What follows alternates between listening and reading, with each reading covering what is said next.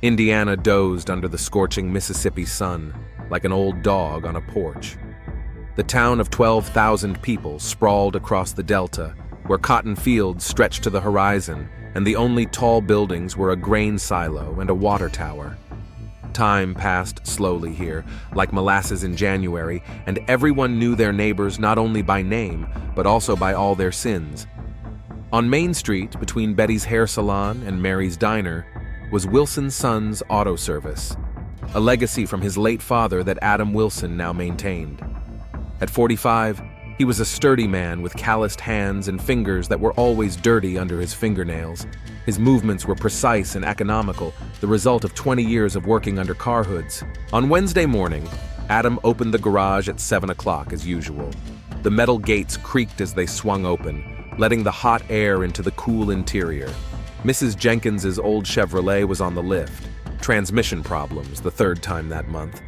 Adam sighed as he put on his overalls. Some people just couldn't drive, but a job was a job. The sound of approaching footsteps made him turn around. Jason, his nephew, was walking down the sidewalk, holding a paper bag from the pharmacy. The 22-year-old looked pale, even on a hot morning. Dark circles under his eyes spoke of a sleepless night. "Uncle Adam." Jason's voice sounded strained. He stopped a few steps from the entrance, as if an invisible wall was preventing him from approaching. "Jason," Adam nodded, not looking up from the workbench where he was laying out his tools. "You're early today. The store doesn't open until 9. "Yeah, I needed to pick something up." Jason raised the bag, then quickly lowered his hand. "How's it going?" An awkward silence hung between them. Moments like this had become more frequent in recent months. Once they could talk for hours about cars, fishing, baseball. Now every word was hard to come by, as if they were talking through thick glass. "Fine," Adam replied curtly. "How about you?" "Fine." Jason shifted from one foot to the other. "Listen, Mom asked if you'd be coming over for dinner on Sunday. She's planning to make fried chicken." Susan had always cooked fried chicken on Sundays since her husband died 3 years ago. It was a tradition, a way to bring the family together at the house on Elm Street where she had raised Jason alone. "Tell her I'll try." Adam finally looked at his nephew. Something in his eyes seemed strange, a kind of aloofness bordering on hostility. "Are you okay, kid?" "I'm fine." Jason took a step back. "I have to go. Mr. Thompson doesn't like tardiness." Adam watched his nephew hurry toward the grocery store 2 blocks away. Something had changed in the boy recently. Jason used to come by almost every day after work to help with odd jobs, and they would drink beer in the backyard and talk about life. Now he rarely showed up and always seemed ready to run away. At 7:30, the first customer arrived, Farmer Jones with a faulty pump in his pickup truck. Adam immersed himself in his work, trying to push away worrying thoughts about his nephew. His hands worked automatically, unscrewing bolts, checking connections, diagnosing malfunctions. This was his refuge, a place where everything made sense and could be fixed.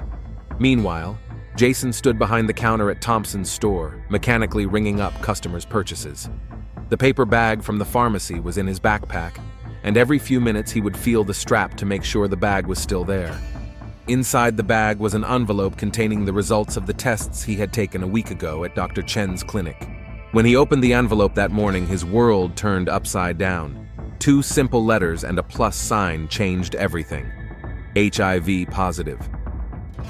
The doctor's words echoed in his head like a broken record. "You need to find the source of the infection, notify your partners, and start treatment." Partners. Jason had only had 2 sexual encounters in his life. The first was with Emily Parker in his senior year of high school, an awkward and quick experiment in the back seat of her father's car. The second, Jason clenched his fists, remembering that evening 2 years ago. He and his uncle Adam were fishing on Lake Washington. Adam had brought a bottle of whiskey, saying it was time to celebrate his nephew's 20th birthday. By midnight, they were both drunk, talking about life and how hard it was to be alone in a small town. "You see, Jason," Adam said, looking at the moonlight on the water, "sometimes a man just needs to feel close to someone. It doesn't matter who." Jason tried to forget what happened next in the tent. For weeks after that, he avoided his uncle, making excuses not to see him. But time heals, and gradually they returned to a normal relationship. Almost normal. Now everything had changed. Jason understood where the illness had come from. Uncle Adam had never been married and had never been openly involved with anyone in town. There were rumors in Indianola, whispered behind closed doors.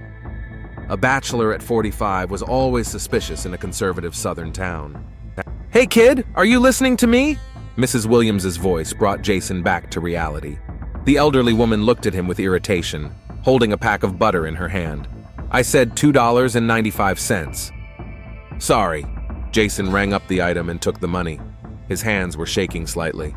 During his lunch break, he made his way to Dr. Chen's clinic. The small red brick building stood next to the post office, surrounded by magnolia and azalea trees. Inside, it smelled of disinfectant and old magazines. Dr. Chen saw him right away. An Asian man in his 50s with gentle manners and attentive eyes, he had moved to Indianola 15 years ago and became the only doctor in town after the death of the old Dr. Miller. "Jason," he said, pointing to a chair across from his desk. "I'm glad you came in so quickly. We need to talk about the results." "I already know," Jason said, clenching his fists on his knees. "HIV. Yes, but it's not a death sentence. With the right treatment, people live long, full lives. It's important to start therapy as soon as possible." Dr. Chen took out a folder with documents, but Jason interrupted him. Where did I get this infection?" "Jason, HIV is transmitted in several ways. Unprotected sex, sharing dirty needles, blood transfusions. You need to be honest about all possible situations over the past few years." Jason was silent. How could he tell the doctor about that night at the lake? How could he explain that the only possible source of infection was his own uncle? "Time," he muttered.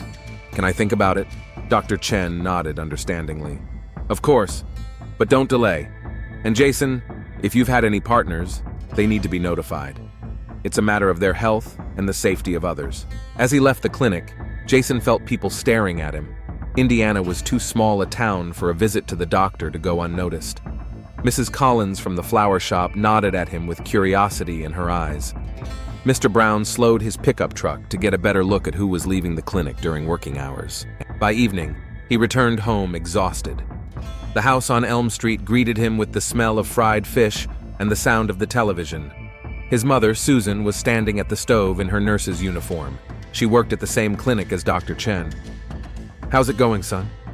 She turned around, and Jason saw the maternal concern in her eyes. "Dr. Chen said you stopped by today. Did something happen?" "Just a checkup," Jason lied. "Everything's fine." Susan studied her son's face. In her 48 years, most of which she had spent as a nurse, she had learned to read people. Something about Jason's behavior was troubling. His pallor, his nervousness, his evasive gaze. "Jason, if something's wrong..." "Mom, I'm fine." He kissed her on the cheek and headed for his room. "I'm tired. I'm going to bed early." Lying in the dark, Jason stared at the ceiling and thought about his Uncle Adam. How long had he known about his illness? Did he know about it that night at the lake? Or did he become infected later and now has no idea that he passed the virus on to his nephew? But if you thought about it logically, Adam never openly dated women. His lifestyle, his constant loneliness, his strange weekend trips to neighboring towns. It all pointed to a secret sex life, to contacts that no one in Indianola should have known about. He could hear the TV through the wall. His mother was watching the evening news. Life went on as usual, but for Jason, the world had changed forever. Tomorrow he would have to decide what to do with this knowledge, how to live with the understanding that his own uncle had destroyed his future. Thursday began with rain, a rare visitor in August in Mississippi. Drops drummed on the tin roof of the auto repair shop, creating a monotonous melody to which Adam worked on the engine of an old Ford. The humidity rose even higher, turning the garage into a sauna. Around noon, the rain stopped and Susan appeared in the doorway. She was still in her nurse's uniform, white pants and a blue blouse with a name tag. She was carrying a thermos of coffee and a paper bag. "Hi, Adam," she smiled, but the smile didn't reach her eyes. "I brought you lunch. I know you forget to eat when you're working." "Thanks, Sue." Adam wiped his hands on a rag and took the bag. Inside were ham sandwiches and homemade cookies. "How's it going at the clinic?" "The usual. Dr. Chen saw Jason yesterday." Susan said it casually, but Adam detected a note of concern in her voice. "Is something wrong?" "I don't know. Jason says it was just a routine checkup, but he seems strange. He's nervous and not sleeping well. I hear him pacing around his room at night." Adam took a bite of his sandwich, thinking. Yesterday's meeting with his nephew had also seemed strange to him. Jason had been tense, almost hostile, not at all like the boy who used to hang out in the garage for hours, asking endless questions about cars. "Maybe there's a girl involved?" Adam suggested. "It's common at his age." "I don't think so." Susan shook her head. "He would have told me. We've always been close, especially since Tom died." The mention of her late husband hung in the air. Tom Wilson had died 3 years ago of a heart attack, leaving his wife and 20-year-old son without a father. Adam had tried to fill the void, becoming a mentor and older friend to Jason. It had worked for a while. "Adam." Susan sat down on an old chair next to the workbench. "I wanted to ask you if you've noticed that Jason has been avoiding you. He used to come here all the time, but now—" "I've noticed." Adam looked away. "I thought he was just growing up, finding his way. Or something happened between you." There was such certainty in his sister's voice that Adam felt a pang of anxiety. Could she suspect something?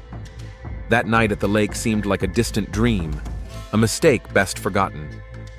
But if Susan started digging, nothing happened, he said firmly. Maybe he's just busy with work. Susan studied her brother's face. They had been close since childhood, and she knew how to read his emotions. Right now, Adam was clearly hiding something. "Come over for dinner on Sunday," she said, standing up. "We need to talk, the three of us, as a family." After his sister left, Adam couldn't concentrate on his work. Memories he had carefully suppressed for 2 years began to surface with unpleasant clarity. Lake Washington, a warm July night. He and Jason had set up camp on the shore, as they had done every summer since the boy was 10. It was a tradition started by his late brother Tom, and continued after his death. "Uncle Adam, why did you never get married?" Jason asked as they sat by the fire with their fishing rods in their hands.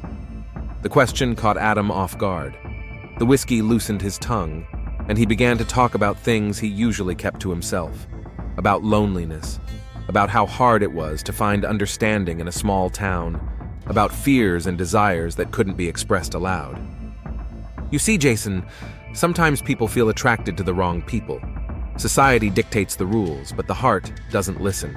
Jason listened intently, nodding. The alcohol was affecting him too. His cheeks were burning, his eyes glistening in the light of the fire. "I understand," he said quietly. "Sometimes I feel something strange too, towards people I shouldn't." The rest of the events unfolded as if in a fog. Touches that began as friendly hugs, kisses, awkward and desperate. What happened in the tent seemed inevitable, 2 lonely people seeking intimacy in the wrong place. In the morning, they woke up with a hangover and shame. Adam broke the silence first. "Jason, what happened was a mistake. We were both drunk." His nephew nodded without looking up. "Yes, a mistake. No one should know about this. It will destroy the family." "I understand." Adam shook his head, pushing the memories away. At the time, it seemed like they had successfully forgotten the incident. For the first few months, Jason did avoid him. But then things returned to normal, almost normal. Only now did Adam realize that the normalization had been superficial. Jason had learned to play a role, but something inside him had changed forever. Meanwhile, Jason was sitting in the backyard of his house on Elm Street, smoking a cigarette and watching the sunset. In his pocket was the HIV information sheet Dr. Chen had given him. Medical terms, treatment recommendations, hotline numbers. "Jason?" His mother's voice made him quickly hide the paper. Susan came out onto the porch with 2 glasses of cold tea. "Thanks, Mom." He took the glass, hoping his hands weren't shaking. Susan sat down next to him on the old swing set Tom had built when Jason was a child. It creaked under their weight, as it had done for 20 years. "Son, I know something's wrong. A mother's heart can't be fooled. Jason took a sip of tea, playing for time. How could he tell his mother the truth? That her brother had seduced her son? That now that son was suffering from an incurable disease? Just tired from work. Mr. Thompson is making me work overtime. It's not the work. Susan turned to him. You've stopped eating, you're not sleeping well.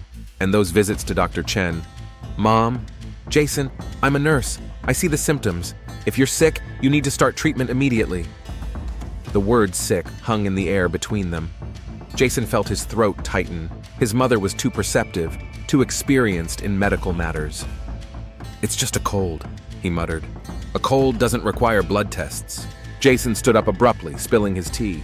Mom, please, leave me alone. He went into the house, leaving Susan alone on the porch. The woman sat in silence for a long time, listening to the sounds of the evening city. Dogs barking, distant music from a neighboring house, the noise of passing cars. Something serious was happening to her son. Experience told her it was health-related, and her maternal instinct told her it had something to do with Adam. On Friday morning, Jason decided to talk to his uncle. He arrived at the auto repair shop early, before it opened. Adam was already there, checking the inventory and planning his day. Uncle Adam. Jason's voice sounded firmer than he had expected. Jason. Adam turned around, and something like fear flashed in his eyes. You're early today. We need to talk. About what? Jason took the medical certificate out of his pocket. The paper trembled in his hands, but he forced himself to speak calmly. About what happened at the lake 2 years ago, and about what's happening now. Adam turned pale. Jason, we agreed to forget. Forget? His nephew's voice broke into a scream. How can I forget when I wake up with this every day? He threw the note onto the workbench. Adam picked it up with trembling hands, his face turning white as a sheet. HIV positive, he read aloud. Oh my God, Jason, where did you get this? Where do you think? Jason stepped closer, and Adam saw the rage that had been building up for 2 years in his eyes. I've only had 2 partners in my life. Emily Parker. She's clean, I checked, and you. But I didn't know. I didn't think. You didn't think? Jason grabbed his uncle by the shirt. You're a grown man. You should have known the risks. Adam tried to break free, but his nephew's hands held him tight. Jason, listen. I didn't know my status. If it's true, if I infected you, then what? Jason let go of him and stepped back. Will you apologize? Will you say you didn't mean it? What about my life? My future? The garage was silent, broken only by the sound of dripping oil. The 2 men stood facing each other, uncle and nephew, bound by blood and now by a shared misfortune. What do you want from me? Adam asked quietly. I want you to get tested. I want to know the truth, and I want you to take responsibility for what you did. Responsibility? Adam straightened up. Jason, what happened was something we both agreed to. You were an adult. I was 20. I trusted you. You were like a father to me after Dad died. The mention of his late brother hurt Adam the most. Tom had entrusted him with the care of his family, and what had he done? I'll take the test, he said finally. If it's positive, we'll figure something out. We'll help you with treatment, find good doctors. Don't you dare, Jason flared up again. Don't pretend you care. Where was your concern 2 years ago? He turned and headed for the door, but stopped at the doorway. You have a week to get tested. If you don't, I'll tell Mom. I'll tell her everything. After his nephew left, Adam stood in the middle of the garage for a long time, holding the medical report in his hands. 2 years ago, it seemed that the worst was behind him. The shame, the remorse, the fear of exposure. Now it was all coming back with a vengeance.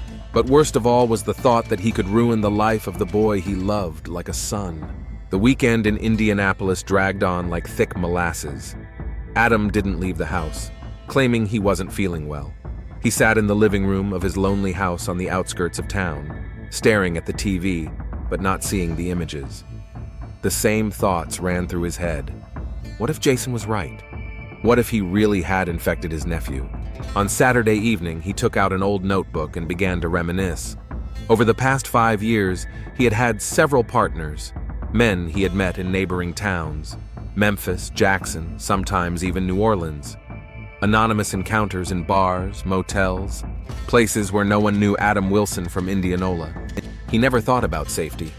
In a small town in Mississippi, talk of AIDS and HIV seemed far removed from reality. It was a problem for big cities, drug addicts, people from another world, not mechanics from the countryside who were just looking for intimacy in the arms of strangers. Now that carelessness could cost his nephew his life. On Sunday morning, Adam finally showed up for the family dinner at Susan's house. The house on Elm Street smelled of fried chicken and roasted vegetables, the smells of childhood that usually calmed him. Today, they only reminded him of what he might lose forever. Jason greeted him with a cold nod. Susan hugged her brother, but Adam could feel the tension in her smile. "How are you, Adam? You look tired." "Lots of work," he lied. "It's vacation season. Everyone wants to get their cars fixed before they go on vacation." An awkward silence fell over the table. Jason was silent, poking at his chicken with his fork. Susan tried to keep the conversation going, but every topic quickly dried up. Adam could see her glancing from him to his son, her maternal instinct telling her that something was going on between them. "Jason said he went to see Dr. Chen," she finally said. "A checkup." "Yeah," Jason nodded, not looking up from his plate. "It's good that you're taking care of yourself. It's important at your age." Susan turned to her brother. "When was the last time you saw a doctor, Adam?" The question sounded innocent, but Adam caught the subtext. Susan suspected something. "It's been a while," he admitted. "I should probably make an appointment." "You definitely should," Jason said, speaking for the first time that evening. There was a barely concealed threat in his voice. After dinner, Adam tried to leave, but Susan stopped him on the porch. "Adam, what's going on between you and Jason?" "Nothing much. Teenage stuff. He's 22 years old. He's not a teenager." Susan crossed her arms over her chest. "And I know my son. Something's bothering him, and it has something to do with you." Adam felt his throat tighten. Could she guess what had happened at the lake? "Sue, if I knew what was going on, I would tell you." His sister studied his face in the porch light. 30 years of living together had taught her to read her brother's emotions, and he was clearly lying. "Adam, if you did something..." "I didn't do anything," he replied too quickly, immediately realizing that it sounded unconvincing. On Monday morning, Adam arrived at Dr. Chen's clinic. The secretary, an elderly Mrs. Davis, raised her eyebrows in surprise. "Mr. Wilson, do you have an appointment?" "No, but it's urgent. I need to get some tests done." Dr. Chen saw him half an hour later. The office was small but cozy. Diplomas on the walls, family photos on the desk, the smell of disinfectant mixed with the scent of sandalwood. "Adam, good to see you. What brings you here?" "I need to get some tests done. The whole panel." Adam clenched his fists on his knees. "Including HIV." Dr. Chen's expression didn't change, but Adam noticed him glance quickly at the folder of documents. "Of course. May I ask why?" "Prevention." "I see." The doctor made a note in the chart. "When was the last time you had these tests done?" "Never." The admission hung in the air. A 45-year-old man who had never been tested for sexually transmitted diseases. "Adam, I have to ask, have you had any contacts that could increase your risk of infection?" Adam was silent for so long that the doctor began to worry. "Yes," he finally said. "Various contacts. Not always safe." "I see. We'll do a full panel. HIV, hepatitis B and C, syphilis, gonorrhea, chlamydia. The results will be ready by Wednesday." The nurse drew blood from his vein. Adam watched the dark red liquid fill the tubes and thought about what it might contain. A death sentence for himself and his nephew. As he left the clinic, he bumped into Jason. The young man was smoking at the entrance, clearly waiting for him. "Did you do it?" he asked without preamble. "Yes, the results will be back on Wednesday." "Good." Jason took a drag on his cigarette. "Now I want to hear the truth. Did you know?" "What?" "About your status. When we were at the lake, did you already know you were sick?" Adam shook his head. "No. I swear to you I didn't know." "Then when did you get infected?" "I don't know. Maybe a few months before that. Maybe earlier. I was seeing different people." Jason exhaled sharply. "Seeing people? That's a nice way of putting it. You were picking up guys in bars and fucking them without condoms. The harshness of the words made Adam flinch, but he couldn't argue. Yes, he admitted. That's exactly what you did. And then you came home to your family. You played the role of the caring uncle. And when the opportunity presented itself, you seduced your own nephew. Jason, that's not how it was. It wasn't? Jason flicked his cigarette butt to the ground. Then how was it? Tell me how it was, Uncle Adam. Adam closed his eyes, remembering that night. The alcohol, the frank conversation, the intimacy that began with hugs and ended in a tent. It seemed like Jason was ready, even wanted it. But now Adam understood. A 20-year-old guy who had lost his father was looking for support and understanding. And he got something completely different. I took advantage of your trust, he said quietly. Your pain after your father's death. You were looking for intimacy, and I didn't give you what you needed. Finally, honesty. There was bitterness in Jason's voice. You know what the worst part is? It's not that you infected me, it's that I blamed myself for 2 years. I thought I had brought it on myself. No, Jason, it's all my fault. Yes, Uncle, only yours. Jason left, leaving Adam alone in front of the clinic. People passed by, nodding and greeting, but Adam felt like a ghost. His life was falling apart, and he didn't know how to stop it. That evening, Susan decided to have a frank conversation with her son. She found him in the garage, where he was tinkering with an old motorcycle, a hobby he had inherited from his father. Jason, we need to talk. He didn't look up from the engine. About what, Mom? About your health. About your visits to Dr. Chen. About what's going on between you and Adam. Jason finally looked at her. In his eyes, she saw the pain he was trying to hide. Mom, please. No. Susan moved closer. I'm your mother. I've been in medicine for 20 years. Do you think I don't see the symptoms? What symptoms?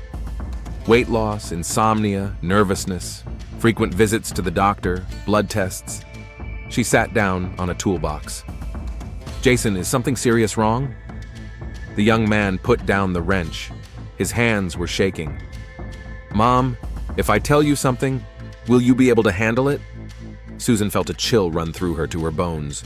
Tell me. Jason took a deep breath. I have HIV. The words hung in the air of the garage. Susan closed her eyes, trying to process the information. Her son, her only child, had an incurable disease. How? She whispered. Through sex. With whom? Jason, did you have a girlfriend? The young man shook his head. Not a girlfriend, Mom. Understanding came slowly, like dawn after a long night. Susan opened her eyes and looked at her son. A man? Yes. Who? Jason was silent for a long time. He thought about the ultimatum he had given his uncle. There were 2 days left until Wednesday. Time to get the test results and decide everything. Will you tell me later? Susan asked. Maybe. His mother hugged her son, feeling him tremble in her arms. 22 years ago, she had held him as a newborn, promising to protect him from all the evils of the world. Now the worst evil had already befallen him, and there was nothing she could do. We'll get through this, she whispered. No matter what happens, we'll get through this. But deep down, Susan knew that the worst was yet to come. Her medical experience told her that HIV at this age meant recent infection, and her maternal instinct told her that her son's partner was someone close to him, someone she knew and trusted. On Tuesday, Adam couldn't work. He paced around the house, trying to read, watch TV, but nothing could distract him from his thoughts about tomorrow. The test results would determine not only his fate, but the future of his entire family. In the evening, he wrote a letter, in case things ended badly. The words came with difficulty. Sue, if you are reading this letter, then the worst has happened. I can't explain all the details, but know that I never wanted to hurt Jason. What happened between us was my mistake, my weakness. I will take responsibility for all the consequences. I'm sorry, little sister. I'm sorry for destroying our family. He hid the letter in his desk, hoping he would never need it. On Wednesday morning, Adam arrived at the clinic right when it opened. Dr. Chen met him in his office with a folder of test results in his hands. The doctor's expression did not bode well. "Adam, please sit down. I have some results to share with you." Adam sat down, clenching his hands into fists. "Go ahead." "The HIV test is positive. Antibodies to hepatitis C were also detected. The rest of the tests are normal." The world around Adam spun. He knew this moment would come. He had been preparing for it, but the reality was worse than he had expected. "How long?" he asked hoarsely. "It's hard to say for sure without further testing, but judging by the viral load, the infection occurred at least 2 to 3 years ago. 2 to 3 years. That meant that Adam had already been a carrier of the virus on that night at the lake. He had infected Jason without even knowing it. "Dr. Chen," Adam looked up, "if someone else has been infected by me, is there any chance they will remain healthy?" The doctor frowned. "Adam, if you've had unprotected contact with someone, that person needs to see a doctor immediately. Early treatment can." He already knows. He's already being treated. An uncomfortable silence hung in the air. Dr. Chen was experienced enough to understand that a family tragedy was unfolding before him. "Adam, if you need psychological help or counseling." "Thanks, doctor. That's all for now." Adam left the clinic feeling like he had been sentenced to death. Jason was waiting for him in the courtyard. "The results?" his nephew asked. "Positive. You were right." Jason nodded, as if confirming what he already knew. "Now the question is, what do we do next?" "What do you want from me?" Jason stared at his uncle for a long time, and Adam saw something terrible in his eyes, cold, calculating hatred. "I want you to suffer as I have suffered. I want you to take responsibility for what you've done." "I'm willing to take responsibility. Financially, morally." "No," Jason interrupted. "That's not enough. You ruined my life.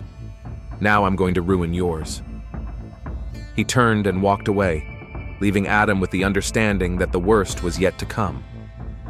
Thursday began with a thunderstorm. The sky over Indianola turned black, as if foreshadowing tragic events. The first raindrops drummed on the tin roof of Wilson & Sons Auto Repair, creating an ominous melody. Adam spent the night in the garage, unable to return home. The test results lay on the workbench, a medical verdict written in the dry language of numbers. HIV positive, hepatitis C. His worst fears had been confirmed. Around 8 in the morning, Susan walked into the auto repair shop. She was wearing a raincoat, her hair was disheveled, and her face was haggard from a sleepless night. A cup of coffee trembled in her hands. "Adam?" she called as she entered. "What are you doing here so early?" He quickly hid the medical documents in a desk drawer, but Susan noticed the movement. "Couldn't sleep," he muttered, decided to work. "In this weather?" His sister came closer, and he saw her eyes red from crying. "Adam, I need to talk to you." His heart sank. Did she already know? "I'm listening." Susan sat down on a box of spare parts, gathering her thoughts.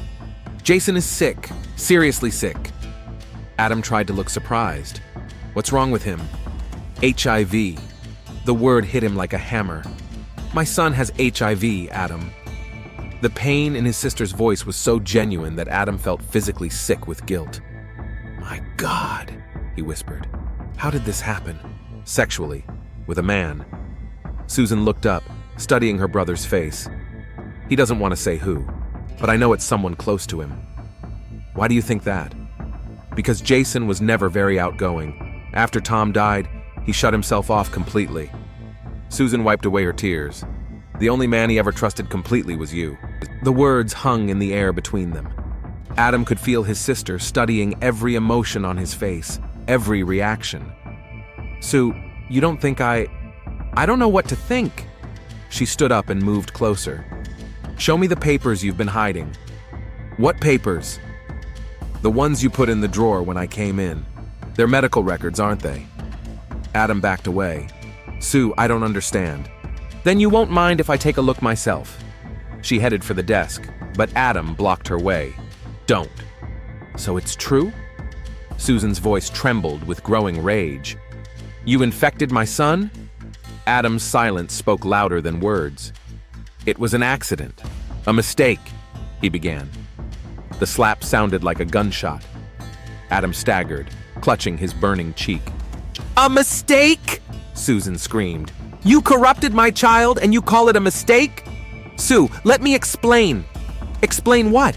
How you took advantage of his grief after his father's death? How you infected him with a deadly disease? She grabbed a heavy wrench from the workbench. Get out! Get out of here before I do something terrible! Adam backed toward the door, seeing in his sister's eyes a hatred he had never seen before. Sue, give me a chance to make it right. Make it right? She threw the wrench at him, barely missing. My son is 22 years old and he has HIV. What can you fix? Adam ran out of the garage into the pouring rain. Behind him, he could hear Susan sobbing, a sound that cut into his memory more sharply than any pain. Soaked to the skin, he wandered through the empty streets of Indianola, not knowing where to go. Home no longer felt like a refuge. It was filled with memories of happier times when his family was intact.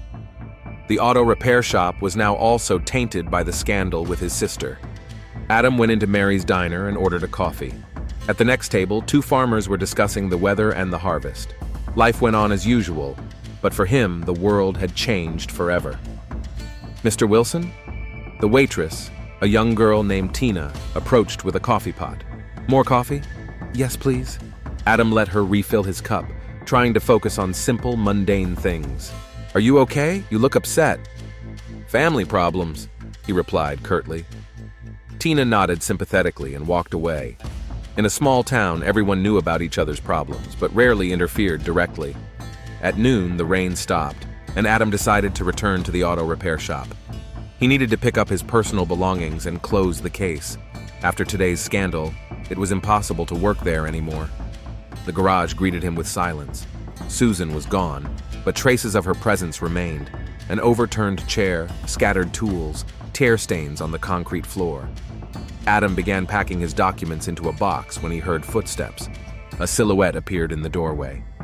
Uncle Adam? Jason entered, looking around at the mess. There was no surprise on his face. He must have already known about his mother's visit. Jason. Adam straightened up, clutching the folder of papers in his hands. Your mother was here. I know. She told me about your conversation. His nephew's voice sounded strangely calm. Now she knows the truth. Part of the truth, Adam corrected. She knows about my illness and that there was something between us. But she doesn't know the details. Jason walked over to the workbench where his uncle's test results were lying. He picked up the paper and studied it carefully. HIV positive and hepatitis C. You were sicker than I thought. Yes, and now you know the whole truth. Everything? Jason looked at his uncle. Is it true that you didn't know about your illness that night at the lake? The question hung in the air. Adam nodded slowly. I didn't know, I swear. But you suspected? Your lifestyle, the casual relationships? I suspected, Adam admitted, but you preferred not to think about it. Jason put the paper aside and walked around the garage. His movements were slow, almost relaxed, as if he had made some important decision. You know, Uncle, I've been thinking all week about what to do next, how to live with this knowledge, how to make you pay for what you've done. And what conclusion did you come to? Jason stopped at the tool rack. His fingers slid over the handles of hammers, screwdrivers, and wrenches. The conclusion that some things can't be fixed, some pain can't be healed, and some crimes shouldn't go unpunished. There was such cold determination in his nephew's voice that Adam felt a chill run down his spine. Jason, what are you trying to say? The young man turned to him. Adam saw something terrifying in his eyes, a complete absence of doubt. I'm saying that justice must be served, one way or another. Events unfolded quickly after that. Witnesses later reported hearing sounds of a struggle coming from the auto repair shop around 2 p.m. Screams, the crash of falling objects, and muffled blows. Mrs. Parker, who lived next door, even considered calling the police, but the noises stopped, and she decided it was just heavy equipment being used. At 3 o'clock, a man in work clothes came out of the garage. He locked the gate and calmly walked down the street. He greeted several passers-by with a nod, the usual courtesy of small-town residents. The body was not discovered until evening. Susan came to collect her late husband's personal belongings, which were stored at the auto repair shop. She still had the keys from when she used to help Adam with his accounting. Upon entering the garage, she immediately smelled something, a metallic, sweetish, familiar odor. The smell of blood. Adam was lying behind the workbench in a pool of dark liquid. His skull was fractured in several places, and his right arm was twisted unnaturally. A bloody hammer, the murder weapon, lay nearby. Susan's scream was heard 3 blocks away. Neighbors who rushed to the scene found her standing over her brother's body in shock. Sheriff Miller was the first to arrive at the scene, an elderly man accustomed to dealing with minor offenses and domestic disputes. Murders in Indianola happened once a decade. "My God," he muttered as he surveyed the crime scene. "Who could have done this?" Susan sat on a chair by the door wrapped in a blanket. One of the neighbors brought her tea, but the cup remained untouched. "Mrs. Wilson," the sheriff approached her, "I know this is difficult, but I need to ask you a few questions." She raised her empty eyes. "Ask me anything." "When was the last time you saw your brother alive?" "This morning. We had a fight." "About what?" Susan hesitated. Should she tell Sheriff Miller, who would spread the news all over town tomorrow, about her family secrets? "It's private," she said finally. "Mrs. Wilson, your brother has been murdered. I need to know about possible motives." The woman closed her eyes. Adam had problems with people he trusted. "What kind of problems?" But Susan didn't answer. She was lost in her own thoughts, reeling from the double shock of her brother's death and the circumstances that had led to it. An hour later, Detective Margaret Connor from the county police department arrived in Indianola. The woman, 38 years old, had recently transferred here from Jackson, fleeing big city problems. But it seemed that trouble had followed her. "What do we have?" she asked Sheriff Miller. "Adam Wilson, 45 years old, owner of an auto repair shop, killed with a blunt object, probably a hammer. His sister found the body around 7 in the evening." Connor put on gloves and entered the garage. The crime scene was relatively untouched. The sheriff had had the sense not to let any curious onlookers in. "Signs of a struggle," she noted, examining the scattered tools and overturned boxes. "The victim fought back." She approached the body. Multiple blows to the head and back indicated a violent, emotional attack. "This isn't a robbery," Connor said. "The wallet's here. The tools haven't been touched. Someone's very angry with Mr. Wilson." On the workbench, she noticed medical documents, HIV and hepatitis C test results. "Interesting," the detective muttered. "Sheriff, did the deceased have any family problems?" "His sister said they had an argument this morning. She's refusing to give any details." Connor went over to Susan. The woman was still sitting in the same position, staring into space. "Mrs. Wilson, I'm Detective Connor. I'm sorry for your loss." Susan nodded without looking up. "I need to know about the argument with your brother this morning." There was a long pause. Then Susan spoke quietly. "Adam infected my son with HIV. I found out today." Detective Connor felt the pieces of the puzzle start to fall into place. "Where is your son now?" "At home. He doesn't know about Adam's death." "I need to talk to him." Susan finally looked up. "You don't think Jason—" "I don't think anything specific. But I need to rule out anyone who had a motive for murder." And the motive, it seemed, was more than compelling. Detective Connor spent a sleepless night at the Delta Inn, the only place to stay in Indianola. Murder in a small town was always a difficult case.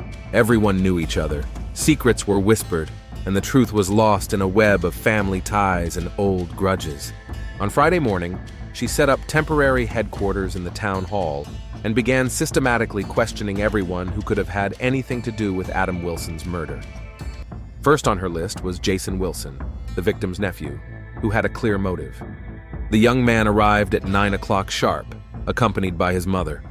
He looked pale and tired, but surprisingly calm. Too calm for someone who had just lost a close relative in tragic circumstances. "Jason," Connor pointed to a chair opposite her makeshift desk. "Thank you for coming. I know this is a difficult time for your family." "Thank you." He sat down, placing his hands neatly in his lap. No visible nervousness, no signs of grief. "Tell me about your relationship with your uncle." "Normal family relationship. After my father died, Uncle Adam helped us out, fixed the car sometimes, came over for Sunday dinners." "When was the last time you saw him?" Jason paused for a moment as if trying to remember. Wednesday morning, I was driving past the auto repair shop on my way to work. How did he look? Did anything seem out of the ordinary? He looked fine. We said hello, talked about the weather. Nothing out of the ordinary.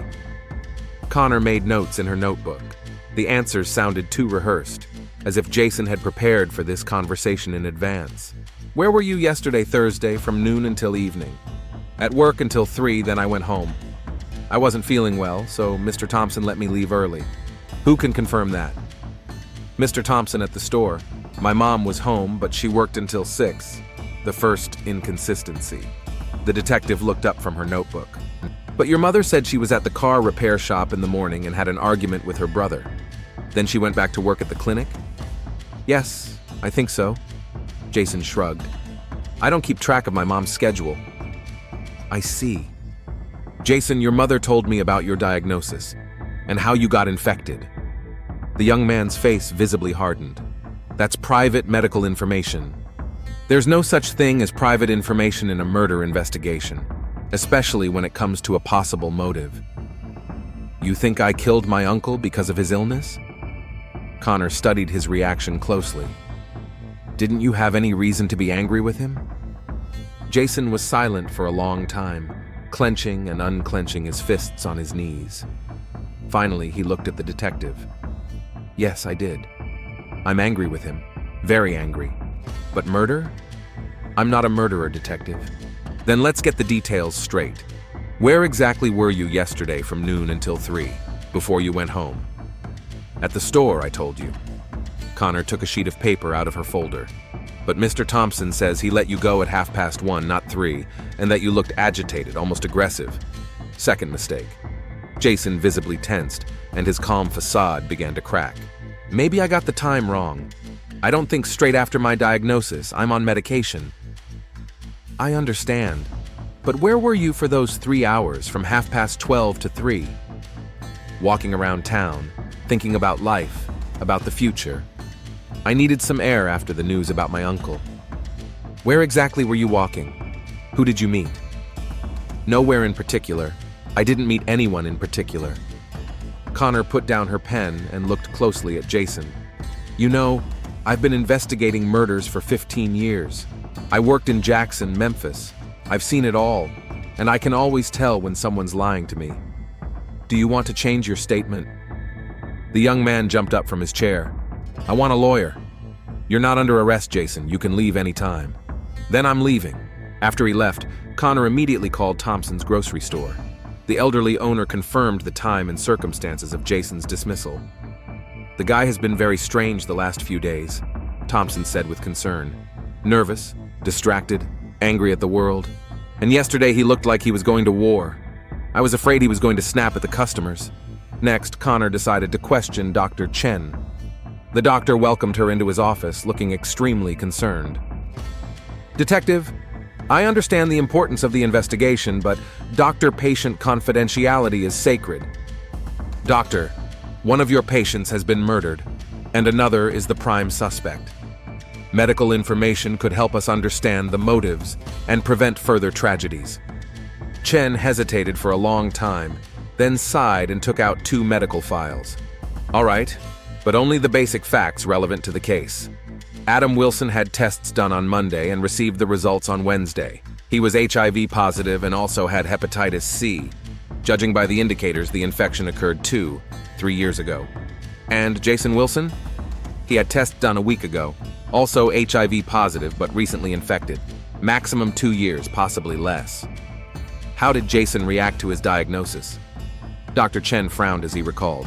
Very badly. He demanded to know the source of the infection immediately and said it was necessary to find the person responsible. He repeated the word justice several times. He seemed very determined. By Friday evening, forensic investigators from Jackson had arrived. They found important clues: fibers of dark blue denim, footprints of size 43 shoes, and microscopic traces of blood in the sink. Someone had carefully washed their hands after the crime. Connor also interviewed key witnesses. Mrs. Parker said, "Around 2 o'clock, I heard terrible screams and a crash coming from the garage. At 3 o'clock, I saw a man of medium height in dark work clothes coming out of the auto repair shop and walking calmly down the street. On Saturday, Connor conducted a second, more intense interrogation of Jason. This time, the young man was accompanied by a lawyer, a local attorney named Harris. "I have a reliable witness who saw a man leaving the auto repair shop at around 3 p.m. on Thursday. The physical description matches you," the detective began. "My client categorically denies being at the auto repair shop on Thursday," the lawyer stated formally. "Then explain to me why 3 different people, independently of each other, saw him on the streets in the immediate vicinity of the auto repair shop between 1:30 and 3 p.m. Connor took out a folder with photographs of physical evidence. "We have shoe prints found inside the garage, size 43. Is that your size, Jason?"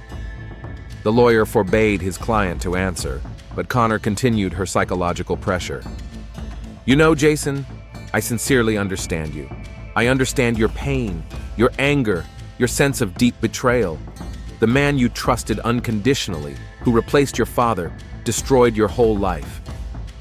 The young man sat silently, but his hands were shaking noticeably.